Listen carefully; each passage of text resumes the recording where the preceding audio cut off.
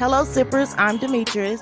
I'm Renee. And I'm Martia. And this is Sippin' on Wine, a true crime podcast. Whoop, whoop. Hey, ladies. Hey, sippers. Hey, ladies. Hey, sippers. We're back. We're back. Episode. True Crime Tuesday, our favorite day of the week. Okay, because I was waiting for you to drop it. Yep. Hey now. So how are you ladies doing this week? I'm doing great. No complaint. I have a complaint, but it'll be too much of a rant. But really quickly, I got from home, and now they're trying to have us go into the office 2 days a week. So I'm just really bummed about that. No, that's terrible. No. So other than that, I'm great. But I'm just like, ew, the office? I mean, like I gotta actually comb my hair and put a bra on and stuff. Like, oh wow. Like, wow. But yeah, other than that, I'm good. Okay, well, I'm good too. All right. So, although we are a true crime podcast, we also discuss many other topics that might interest you. So, please make sure you keep listening after our case discussion because we have a few other segments you don't want to miss. That's right. So, ladies, before we go any further, let's tell them our drink of the week. This drink is called the Sleeping Beauty Cocktail, and you're going to need it for this episode. Too. Yes, it has hypnotic and vodka and other little extras that we'll post and list all ingredients on our social media. That's right. So please drink responsibly. We are not going to be held accountable if you add a little extra. Let's see. We sure not. Right. So before we start, what comes to mind, ladies, when you think of the word sibling? My brothers and my sister. Right. It seems like a trick question though. So that's what I'm thinking. Exactly. I'm like, we know it is. Okay. Let us know. So do you associate sibling with the word happiness? No. Sharing good memories, someone to blame when you get in trouble? Someone to protect, kind of, sort of, or no? All the above? Yeah. Okay. Mm-hmm. Someone you can share laughs with and have your sibling fights and rivalries that, end up squashing within moments. Relate to those things she was listening with your sibling? The happy No, with my sibling, but when I think of just the word sibling, I don't think of like all of that. You know what I'm saying? You know what I'm saying? Yeah, I just think of just somebody who, your brother or sister. Okay, yeah. So with that being said, are either of you familiar with any cases about siblings who kill? Yes. Yes. Like kill together or kill each other? Kill together. Both. Oh, okay. Oh yeah, I've seen both. Crazy. Well, it could be separate or it could be together, but today's case is going to take us to siblings that kill together. Oh wow, okay. That's pretty. Yeah, because we're all familiar with the Menendez brothers. The first set of siblings I thought about, right? And there are a slew of others. Mm-hmm. There are so many others out there that I didn't know till I started researching this true crime that I'm going to present this week. Okay. So this one is called Siblings from Hell. Oh. This week's true crime is about two siblings, Kenneth and Kari Allen, who committed a gruesome crime back in 2004 and 2005, leaving. I haven't heard their names before. Really? Okay. Ooh, leaving 3 dead in their horrific killing spree in Indianapolis, Indiana. Y'all, have we been to Indiana yet? I don't think so. I have. Okay. Yeah, I don't think I've. Yeah. Okay, so I got some my stories. My stories seem to be Florida, Texas, and Georgia. Mostly Florida. Okay. Exactly. You keep it down south. I think I've been up north a couple of times, like Michigan and all that. But all right. So takes it to Africa too.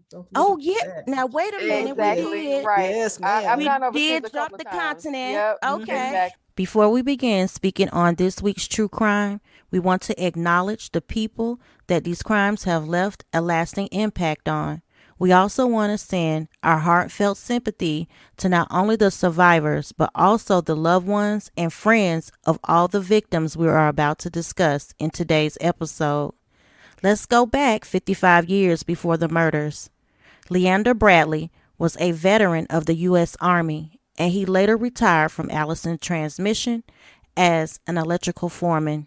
He married his sweetheart, Betty Beaver. The young couple decided to settle in Indianapolis, Indiana, and start a new life. They worked hard, earning an honest living, and started a family by having 2 children, Sharon and Ronald Bradley, raising a tight-knit family. They made sure to attend church every Sunday. Growing up, Sharon was noted to be the prettiest girl in the neighborhood. According to her brother, she was very beautiful. Once an adult and moved out, Sharon would go on to get married. The young couple had 2 kids together, Kenneth and Kari Allen, who are 10 years apart. The pair weren't married long before the honeymoon phase was over. There were some marital problems within the couple's marriage that couldn't be resolved. Sharon and her husband argued constantly, but Kenneth and Kari built a bond that helped them get through the tough times. Some odd years later, Sharon would file a divorce when Kenneth was just 14 years old. The kids would both be separated because of the divorce. Sharon would take Kari to live with her in Indiana, while Kenneth went to live with his father in Florida. The bond the 2 children built together to deal with all the emotions and turmoil at home was permanently broken. Soon, Kenneth began displaying some behavioral issues at home and at school, struggling to get along with other kids. He had not only lost the bond of his mother and sister, he had lost the bond and love he had with his grandparents as well. This caused Kenneth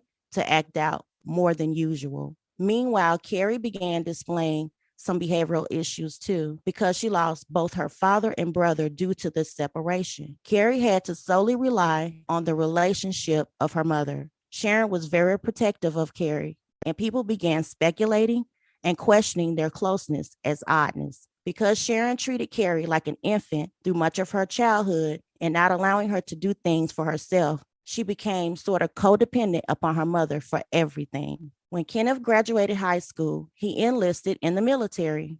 He chose to become a Marine and he got married. But as an adult, his behavioral issues seemed to get worse. He continued to act out even as an adult. Kenneth would soon have run-ins with the law. He was charged twice with battery. He had both forgery and theft cases, but his biggest problem was while he was in the military. Kenneth developed a gambling problem. Every paycheck was blown on gambling. It was so bad that he would ask his grandmother for money and blow through that money as well. Kenneth stole credit cards and he was charged, but he fled Florida as a fugitive and went to Arizona and committed counterfeiting crimes. But he was later arrested and sentenced to serve 20 months in federal prison in Kentucky.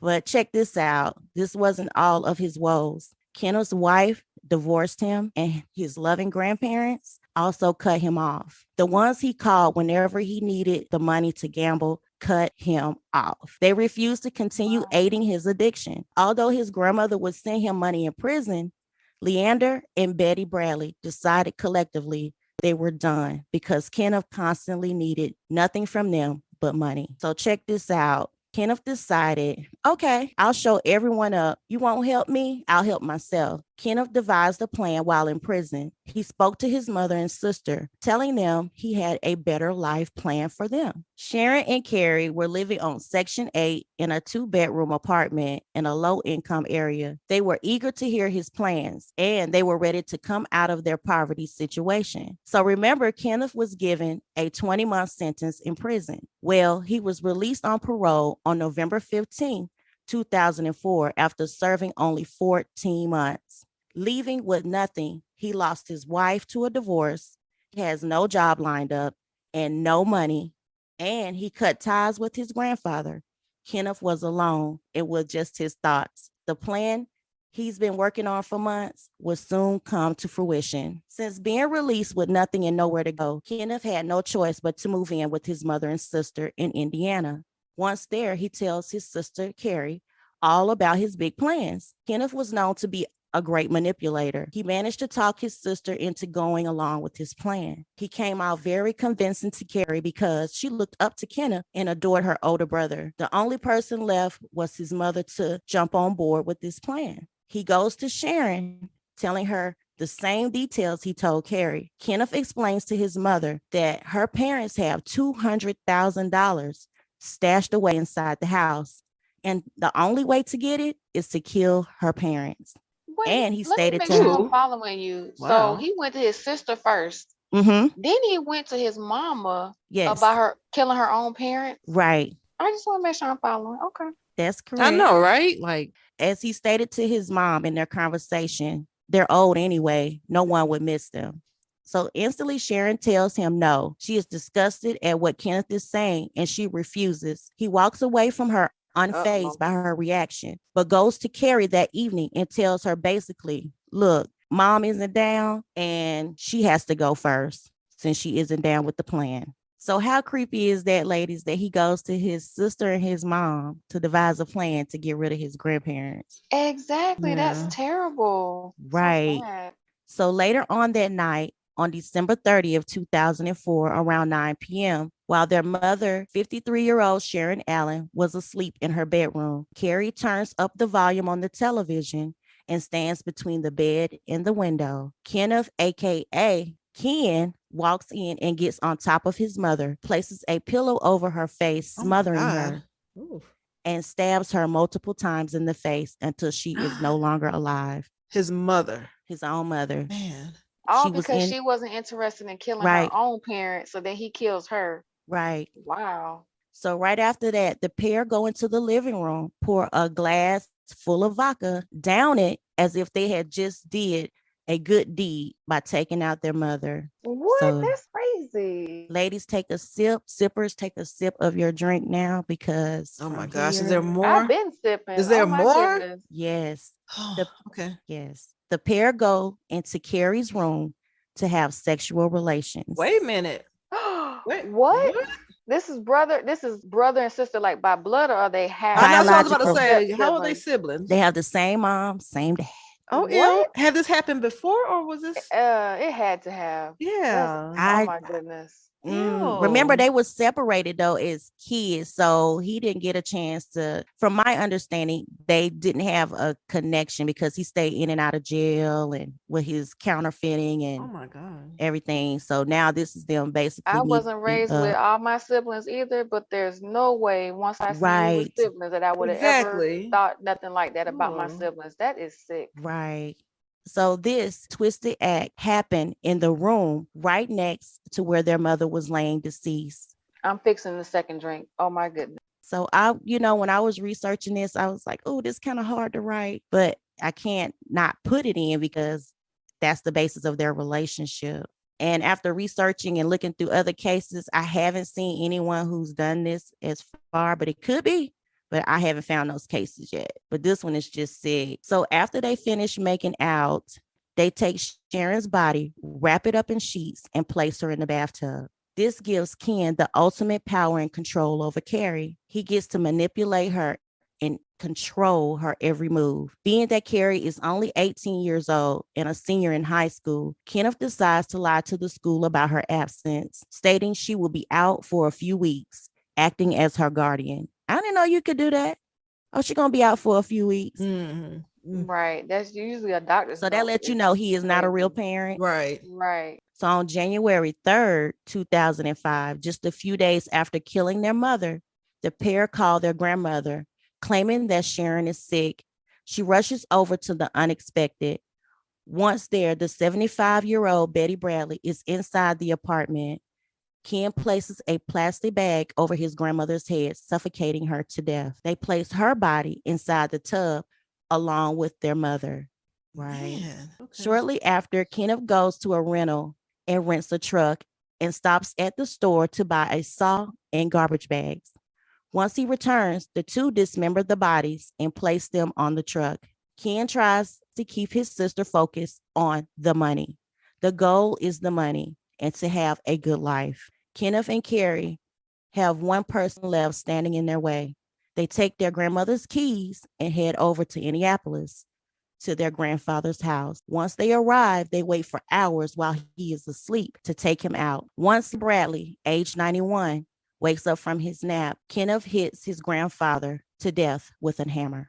And they did him as they did the other bodies, moved him to the bathroom and Oh, left him there. Goodness. Wow, Right. that's so sad and just It is terrible. all for money. After the killing spree, Kari and Ken moved into the house and Ken searches out the money he felt was owed to him. He buys a new computer to gain access to their private accounts and goes on a gambling spree with the money inside the home. So the Now, bodies were still in the tub during all this yep, time? yep, just sick. He just had a gambling issue. He just had an addiction, y'all. It's crazy. That is horrible. So now living in the house for several weeks, they finally decide to move the grandfather's body out of the bathroom and the bodies in the truck. Kenneth rented an electric jackhammer to dig a 6-foot hole in the basement floor. It is said that neighbors could hear all of the noise, but ignored to act on it. Once the hole was dug in the basement floor, Kenneth and Kari dumped the bodies inside. Kenneth also rented a cement mixer and made the cement used to cover the bodies in the hole. Once the bodies were disposed, they loaded up a rental car with jewelry, money, and other valuables, along with the sheets used to cover the bodies and their bloody clothes. Heading out to Vegas for Kenneth to continue his gambling addiction and to start a new life with his sister by his side, on February 9th, 2005, an on-duty sheriff had set up on the side of the road to catch drivers speeding. It wasn't long before he pulled over a car on Interstate 70 in Missouri, just west of St. Louis, for speeding and improper lane changing. Deputy Sheriff Anthony Hoyce of St. Charles, Missouri, stopped the car, questioning both Ken and Kari separately about where they were heading. Immediately, he calls for backup after both told him conflicting stories about where they were going. He asked them to step out of the vehicle and began searching the car. What he finds in the trunk looks to be stolen jewelry, credit cards, and more than $1,000 in cash, bloody sheets and pillows, and identification belonging to both Leander and Betty Bradley. Why are these in their possession? Kenneth responds that his grandparents recently passed away and gave them to him. Now, how are they going to do that? Does that even make sense? I'm going to just give you my ID. You can have all of this. Yeah, right. Right. So after asking for some ID, Ken presented his, but Kari didn't have any ID. Out of concern for the grandparents, Deputy Hoyce calls in the address on both Leander and Betty Bradley IDs and asks for an officer to visit the Bradley's home in Indiana as a wellness check. So that officer was smart, y'all. So during the search of the home, the officer that arrives doesn't find anything too suspicious or out of place. But when he walks down the stairs into the basement, it appears that the basement floor has fresh concrete poured on it. While waiting for the officer to finish his call with the Indianapolis police, check this out. Kari blurts out everything out of fear of going to jail. She told him everything, y'all, right there on site. Good. She tells the deputy, and I quote, "I'm sorry, we killed my mom and my grandparents and buried them in the basement," end quote. The deputy doesn't hesitate to arrest both Kari and Kenneth on the spot. Each were questioned and interviewed separately. During his interview, Ken confesses to what happened, but in very little detail, unlike Kari, who told them everything that happened from beginning to end. Shortly after their interrogation, the detectives allowed the two to talk one last time. It was kind of creepy to watch the interaction, y'all, when I watched the interrogation. Mm-hmm. And he was like, I'm going to do a little pause on the story because he told the detectives, he was like, "Is there any way I can go see her and hold her hand?" Ew. You going to jail, buddy. I mean, I could see if that was brother and sister, they just like strictly just that and hold their hand because of, right. I guess that's my sibling, but y'all have something else going on. That's gross. Nope. Yeah. So he asked to hold her hand and to like speak with her. And they told him, "No, we'll let you know when we can do that." That's when you guys are two killers. No. Right. So I just was confused. The way he said, "Is there any way I can hold her hand?" Like, what were you going to guide her to do? Ew. It was creepy the way he said it too.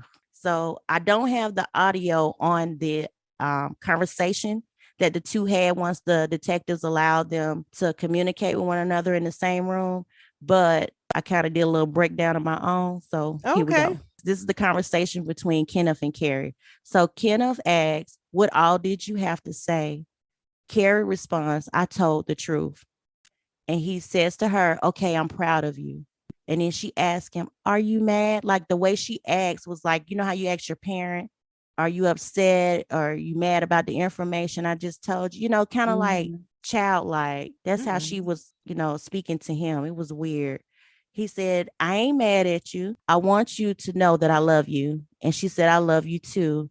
And he tells her not to cry. And she says, "Okay." So That was the end of their discussion. They were allowed to give one hug and depart ways from there. But the way he hugged her was like you hug a girlfriend.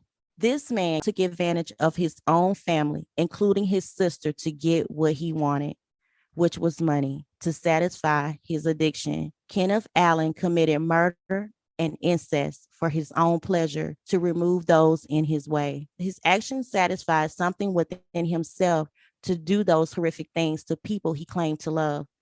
Plus, Kenneth had the audacity to tell Kari that he loves her. That was just sick to me. But Kari is also guilty in my eyes, okay? Because you was there, you participated. Yeah, you part of it You too. know, You Right. can't get out of Exactly. that. So both Kenneth and Kari, y'all, were charged with 3 counts of murder and conspiracy to commit murder and 2 counts of robbery. The 2 pled guilty to avoid the death penalty because they were going to get the death penalty. Okay, they were going for them, but they went on and pled guilty so they could avoid those the death penalty. So in January of 2010, the judge sentenced Kenneth Allen, who was 29 at the time of the murders, life in prison without the possibility of parole, plus 130 years. That don't seem wasn't like enough. enough, but okay. Yeah. I you know, I'm when you just, hear those you numbers, you're like, know, that's not enough, even though you yeah. know life At is. least they'll be in there forever. Right. Ugh. So that was Hopefully. Kenneth's sentencing. Mhm. And in April 2010, the judge sentenced Kari Allen, who was 18 at the time of the murders, to serve 38 years in prison, plus 2 years in a community corrections program. Definitely not enough That's- time, in yeah, my opinion, with whatever. her. Right. So you said what, 38 years, you said? She got 38 years in prison plus 2 years in a community corrections program. Okay. So if she does it, she'll be what, like 60-ish or something coming out in there? Yeah. So prosecutors, y'all, had asked for 100 years for Kari because she passed up many opportunities to notify authorities within the 2 months before heading to Vegas. But the judge said her lifelong cognitive difficulties, her low IQ, and passivity, and he said there was no way that he could give her, 100 years. He said, being that she just wasn't aware of what she was doing, that's what he was thinking. So that swayed him to the leniency of giving her just 38 years. So I guess people do take in consideration your mental, I guess, capacity, or what, cognitive. That's what he was focused on. The judge said she didn't really quite understand what she was doing at the time at 18, but I mean, I think you know what was going on. Yeah, that was your mom and your grandparents. So ladies, I know that this case was quick and to the point, but we're going to conclude and close the book on Ken and Kari Allen. One. Yeah, let's close. I mean, oof. Yeah. Just that brother and sister being together like that just seems gross. Ugh, it just makes my skin crawl. Right. Just their story was really short and quick, but I was like very interested because I was like, this man was really all about self. It had nothing to do with the love of his sister or the bond that they had built when they were kids. I'm surprised I haven't even heard about him or them, this story, this case at all. I heard this case in ever. Indiana. They killed their grandparents and their mom, but the way they took their mom out because she wouldn't participate, why would she want to kill her parents? But I don't know, girl. When I read it, I was like, ooh, that make you want to sleep with one eye open if somebody suggests something like that to you. So I just thought this story was bizarre. So all of the sources, Sippers, is publicly available online, but I do suggest that everyone check out Evil Ken. And this episode airs on season 1, episode 1. They just came out straight bang, episode 1. But you said straight really, bang out there. I mean, they just put it out there. They was like, they going first. But yeah, this case was very interesting. They get a little bit more detail than me within those stories and the stuff that's available online, but it's kind of gruesome. And kind of hard to take in. And especially if you're your own relatives. I can see like strangers. Right. I mean, I can't really see that, understand that either, but I mean, I kind of a little bit more than, doing that to your mom and your grandparents and stuff. Oof. And your mom, I mean, they had nothing to do with your addiction because you had a problem with money. And he knew that they had $200,000. So sad. Yeah. And he promised his sister a better life. Well, him and the mom. I mean, her and the mom, rather, a better life. Just weird. Yeah. So that's the true crime of Ken and Kari Allen. We're going to close the book on them, and hopefully Kari won't get out any early on parole, because I don't know how she would be Exactly. in society. Just stay in there, girl. Stay in there. Yeah. Right. All right, sippers. Now that we close the book on Ken and Kari, I have a quick story to share before we move forward. And an Atlanta mother is pleading for the hit and run driver who killed her daughter to come forward. Brittany Glover was hit and killed just a few weeks ago in the morning while walking across Donald Lee Howell Parkway in West Atlanta. Brittany's mother says all she wants is her daughter to come back, but she knows that will never happen. Instead, she's begging for the driver of the vehicle who killed her daughter to come forward. Glover's mother says her daughter was leaving an event when she was struck and the driver sped off, leaving her to die. Atlanta police say they have little to go on. Valerie is pleading with the community to speak up. If anyone knows anything or saw anything, please do not hesitate to call the Atlanta Police Department with any further information. So that's all I have on it. I just thought it was sad when I was clicking through like stories to grab and just research. But so that was Brittany Glover. I'll post her picture on our social media. And I'm not sure if there'll be any update that has already come forward. I have been really searching through and trying to look through the Atlanta Police Department information as well to make sure I'm not missing anything. But if any of the sippers have an update, please make sure you post a comment. I would like to update that because that's sad. A Hopefully grieving her mother. family will get answers. Yeah, Right. sad. My prayers go up for the mom. I really hope that she gets the closure that she needs, and whoever that person is of that vehicle really does have a heart and come forward, or someone knows something. Or somebody says Please, something. yeah, please present it to the Atlanta Police Department. Okay, ladies and sippers, let's jump into our next segment, which we call our Random Wind Down. Random Wind Down is a segment where we select random current events or topics of our interest to have an open discussion and give our opinions on various topics. My source is leesburgnews.com. So, a person of interest in the shooting death of a Leesburg woman was officially charged with her murder. Alfonso Bryant, age 40, was already in the Lake County Jail on an unrelated charge when Leesburg's police detectives and state attorney's office provided enough evidence to charge him with first-degree premeditated homicide, armed burglary, and possession of a firearm by a convicted felon in connection with the slaying of 37-year-old Melissa Smith. Smith was found shot to death, y'all, in the early morning hours of August 8th in the laundry room attached to the house on Penn Street she shared with her mother. Police quickly focused on Bryant, who had been dating Smith for only about a week. What? A friend of Smith told investigators that Bryant had angrily left dinner at the home the previous day after a neighbor beat him up on how he treated Smith. Bryant, who was released from prison of October of last year after serving nearly 20 years for armed robbery, was jailed on August 10th, y'all, for a probation violation related to his arrest in April on domestic battery charges. Bryant is being held without bond. He was arrested, y'all, back in August on the 19th. So this story is horrible in every way. And he did it because he was upset that the neighbor beat him up for the way he treated Miss Smith. So Right, and then the you're answer that to that is to upset, go and kill her. That's just sick. right? After only a week So of sad. dating.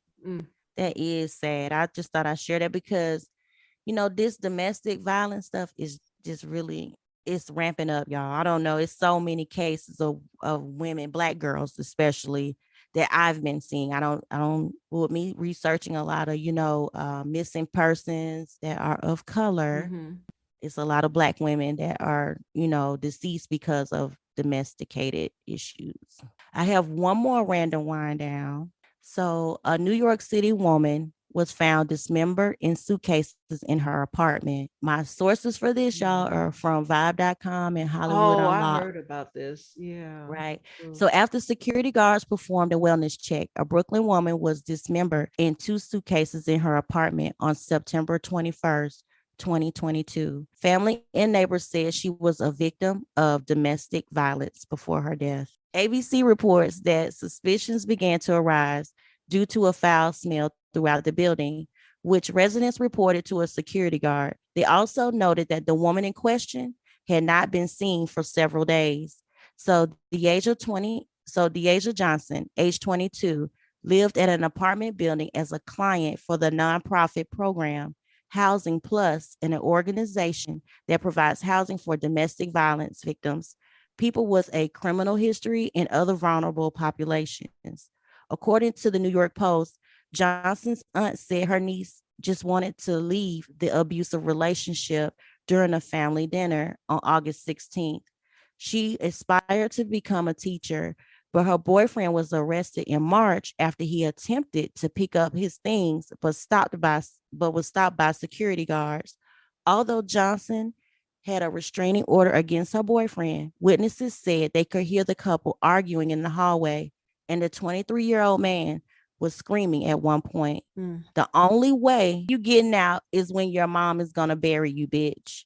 So when Johnson's aunt asked security guards to perform a wellness check, they said her boyfriend and another man didn't allow them into the apartment. So how you going what? How do you get to block her That's apartment with terrible. along with a friend? Right. And So I did hear before about this. This is so sad. so before cops arrived at the scene, both men fled the scene, and the guards said the apartment was covered in blood. Investigators believe Johnson was killed and dismembered in her bathtub since a meat cleaver was nearby. Her aunt said security allowed the two men to walk from the scene, and now he's listed as a person of interest. So we want justice for Deasia. We want this boy found. This is what the aunt is saying. And she says she's requesting y'all picture to be put out for him. So the public needs to be made aware of who he is. This is why it's so hard to pinpoint. Nobody has his picture. This is really hard. She was a victim. She was full of life. I was trying to help her. I tried to step in. I pretty much raised her most of her life, and the aunt is just pleading with the public to try to, help find him. And it says police are currently on the search for Johnson's boyfriend. And I tried to research the story to see if there were any updates, if they found him or not, but I don't see any. I don't know if anything will be, shared by the time we list this episode. But if it is, I will try to update it as well. So domestic abuse is very serious. So I'm going to take this serious, and I'm going to post this picture for Deasia Johnson and her aunt to give them some kind of, help, or whoever may see this and share it on our post. Right. Because that is Yes, sad. exactly. It is. Just to do Right. another human being like that is just terrible. Very disgusting. Like you were that upset because she wanted to leave you. That's disgusting. So, sippers, let's move into what we call messy wine down. Ladies, I have a few questions, and I saw two questions on Reddit. If a person approaches you and says, pretend we're friends, I'm being followed, what would you do? Oh, I feel like this is the era of like mind your business. I would want to Exactly. I would want to say I'll go with the flow, but Ooh, it's a I tough know. one. Yeah. Mind your business. it's kind of hard, ain't it? But if they come to you and say, hey, I'm being followed, I don't know. Because I don't want to get caught up in whatever that is they're being Mhm. followed for. Like people are spazzing Wow. out and killing everybody now. So Right. Yeah. So your response is pretty much with 50% of the people that commented on that question. They were like, nah, I'm just going to walk away. And then some of them said they would just take a picture of the guy and call 911. And another person said it might be a setup just to take you out. Hmm. Ooh. yeah, It you can never be. know. That's true, though. Man. Yeah. But pretty much on some of the moms, some of the comments said I'm a mother and I would take her in and, act as though I am her mother or close friend. So I could see that too. You go, hey girl, what's up? Now to bring that to light, there was a viral TikTok that went around like earlier part of this year. This girl posted, another girl was in distress. She could see it that she wasn't, too happy to be with the guy. And she looked like she was, homely looking. The clothes were like just straggly on her. So she goes to her and go, girl, what you doing here? Mhm. And the girl was so excited. She said the look on her face was like, thank you for saving me. Oh man. So she goes and grab her, and the guy was like, you don't know her? She was like, yes, I do. I know her. And so the girl was looking at her like, please, like giving her the eyes, like, please just walk away with me. So she grabs her around the neck, and they proceed to walk off together, and she called 911. But the guy was trying to follow them, and she was like, get back, I have a gun. And that kind of deterred him, and he went off. But kind of found out the girl was being sex trafficked. Oh man. So yeah, so she was excited that she helped get at least one person off the street. She was like, if I could save any more, I would. Wow. But that is like kind of like putting your life at risk, kind of sort of like, what if he would have because if she didn't say I have a gun, what would he have done after that if she didn't say that? So the girl, but she said she was so happy. She hoped that the girl is in a better place because she just left her, in the custody of the police at that point, and that was all. But that's kind of iffy for me too. But I think I probably would if I see that she looks distressed. But I don't know. So many couples now are using tactics to get girls and get women. I have one more question. So, what have you managed to avoid your whole life? I'm getting personal, sippers. I'm trying to think. What do you mean by that? Well, it's just a general question, but some people responded herpes. Oh God. They managed to avoid herpes, y'all. Why was that like a that's a good one too. Yeah, that is a good one because they say 1 in every 2 people have it, and I'm not in that number. So that statistic is high. That's high, man. I know my thing was a stalker, but I'm like, I don't think I had a stalker. I don't know, Martia, your memory is better than mine. Have I had a stalker? I don't think so. Right. Crazy, yes, but no stalker. Yeah, I don't think I've had a stalker. So I don't think so. So I avoided that. Okay, well that's what I'm talking about. Knock on wood. Hopefully that don't come. Okay, somebody said they managed to avoid a snake bite. Oh, same here. Okay, another one said marriage. Same here, but I mean, mine's in a different. I mean, it's not that I was trying to avoid it. Okay, so another person responded, and this is my favorite: jury duty. I haven't had jury duty. I haven't had jury duty, but I really want it. Wow. I've been called, but didn't make it to the next level. So I've never made it. I've never been called. I've never got anything. Wow. Like, me neither. So you've been called? Like, yeah, I'm just like, can I? I've been called, but never made it. Man, I was just like, I want to do that, but I've never been contacted. Yeah, I vote every time. Case, like I'm in the system. Call me up, y'all. Let me know. I want a big case, like a gangster case or something. I got to be there gone for like 80 weeks or something. So you can get threatened by the people that are on trial. You're gonna get threatened. I know, right? No, thank you. That is true. Well, dang, since you put stories it like people that, taking out the jury. Well, God dog. Girl. Now that you put it like that, the jury. Well, I still want a big, high-profile case, like somebody. I don't know. It got to be something big, though. Don't call me for no petty stuff for jury duty. See, I would want petty. You want petty stuff? Like, I don't want no murder. No, I don't want murder. That's too scary. Yeah, like I don't want to touch that. But I can do some a robbery. Okay. like a drug bust. Yeah, all that. Yeah, that's what I want. Something high profile. Like, oh yeah, we gonna get him. So I have one more for a messy wind down. A woman is going viral on TikTok for a story time she shared. She stated in the video that while she was looking for someone at the hospital, she sees her friend's husband walk in to the hospital with someone who is pregnant. She approaches the man and asks him, how is her friend? Referencing to his wife. He asks who? And she says, your wife.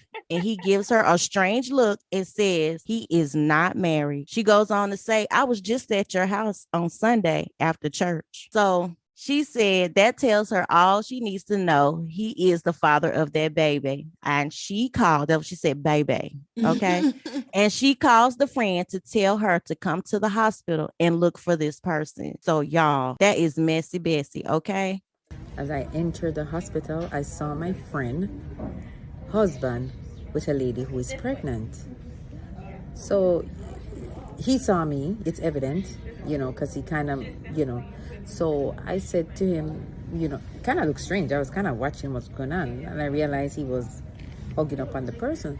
So me being me, I went over and I said, how is such, my friend? He said, who? I said, I said, your wife? He looked at me strange and said, I am not married. I was there on Sunday. I was at the house on Sunday after I left church with these people. And he's telling me he's not married right in front of the girl. So that tells me he's the father of that baby. Yes. So me call my friend now. I said, where you at? Because she's going to come to the hospital to look for the same person. So she said she's on her way. Okay, y'all. That woman was being messy Bessie. She was piping hot. She couldn't wait to tell it. This video, y'all, has now gained 1.4 million views. And people are like, you need to post a part 2. What happened when your friend came up to the hospital?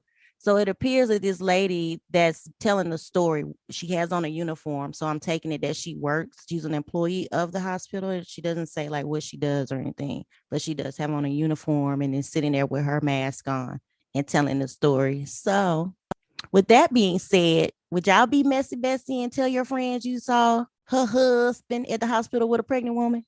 You know my stance on that. Yeah, I am. Because I mean, that's like, I think it would depend on who it is, though.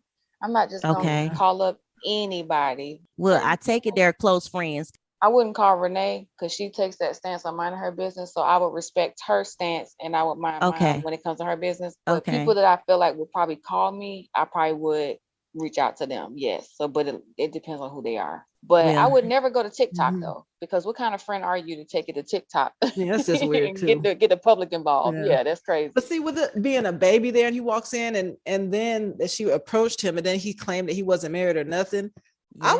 I would just pop up at his house the next day with his wife and just be sitting there. You know what I'm saying? To force him to say something, because be like, because with a baby, that's something different. Like, if it's just you out to dinner with somebody, I would probably, like whatever, that ain't none of my business or whatever.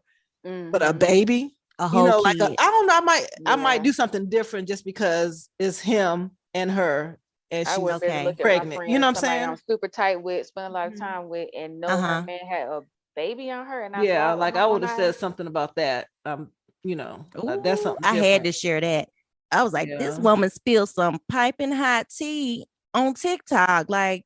And y'all, some of the comments was like, you should have just kept your mouth closed. Why did you even make this video for TikTok? Like Renee was saying.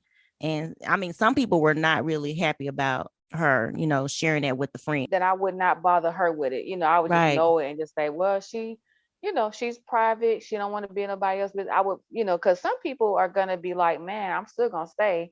Yep. And they're going to look at you some type of way because you went ahead and told them. So wow, funny you say that too, because the comment was, the woman said that she did tell her friend what she saw and the baby, and the friend ended up unfriending her. I'm about to say not fucking with her no more. Wow. Right. She did drop the L-bomb. She's like, she no longer else with me. Mm-hmm. So, it's kind of crazy part. It's like, it's like, damn if you do, and damn if you don't. But yeah, I thought I'd share that little TikTok special, to end our episode, because that was some piping hot tea, and I'm waiting to see part 2. I would unfriend this person too, just because. Unfriend or whatever. I don't do all that social media unfriend. Like that stuff stupid. But I wouldn't talk to that person anymore if they felt to do a whole TikTok about it. Right. You know what I'm saying? And put that out. Like, that's crazy. And guess what? Like, especially if we were friends. Like, no. And she started a YouTube channel because of this. Oh my gosh. Yeah, so no. Yeah, we're not capitalize on them little 15 minutes. Right. That's just scary. Like some people research you. This is a day and age where the internet has access to almost every corner of your life if you got stuff posted. So people are probably like, oh, I wonder who the friend is. That's crazy. But I just thought I'd share that one because that lady dropped that tea. And I was like, oh, this is going to be a good closing one. Let me see what my ladies would do. But I wouldn't get involved. I don't know. I just, for that situation, because like that one lady post, she told a friend, and then the friend unfriended her and stayed with the man. So I don't know. It's like, damn if you do, damn if you don't. Mm-hmm. Yeah. All right, sippers. And with that being said, we hate to leave, but we gotta go. We gotta go. We gotta go. Ladies, thank you for this episode of True Crime Tuesday. Ma'am. Thank you for scaring us a little bit, or not even scaring, but like bringing that case which still kind of creeps me out. Sure. Yeah. Like, yes. But I'm gonna have to be a little honest. I went into a little prayer mode. I don't know, girl. Yeah, that's a little. That's appropriate to say, but I was like, "Ooh, this was deep." And I mean, that was a twofer. That was a twofer because one, you slept with your sibling, right? You also killed your mother and your maternal. What is wrong with you? You're a murderer and didn't even get the reason why he did it was for the money. You didn't even get right. Didn't even get it. That's just crazy. Right. People die for there's no good reason to ever commit murder, but that was just done, and it's just exactly the end of everybody's life. That's terrible. And that's sad that gambling is that addictive to where you will murder someone. That addictive, because I know when I went to Vegas, this lady put up her house on her second mortgage just to gamble. I was like, dude, wow. No way. Now I like to gamble, but right. She said, I like that. That's what she told me at the slot machine, because I thought I was winning something big, and she was hitting big numbers. She's like, yes, because I put up my second mortgage just to be. I was like, second mortgage? Like, is it that serious? I just put that quarter in there. Back then you could put your little coins. Sippers, thank you for joining us. Hit us up on all our social media. And with that being said, yes, we gotta go. We gotta go. Bye, ladies. Sippers. Bye, sippers. Bye, ladies. Bye, sippers. Bye.